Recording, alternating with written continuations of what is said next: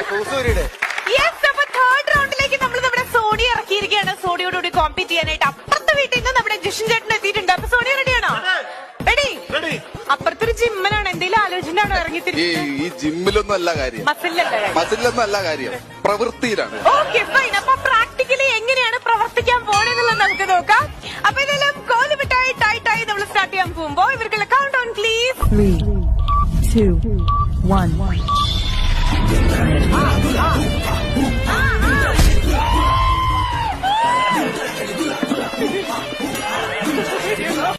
ഒരെണ്ണം കഴിച്ചു കഴിഞ്ഞു. അത് എൻജോയ് ചെയ്തിട്ട് അപ്പുറത്തുനിന്ന് ബസ്സിലൊക്കെ ഇങ്ങോട്ട് വരുന്നുണ്ടോ വീട്ടിൽ നിന്ന്?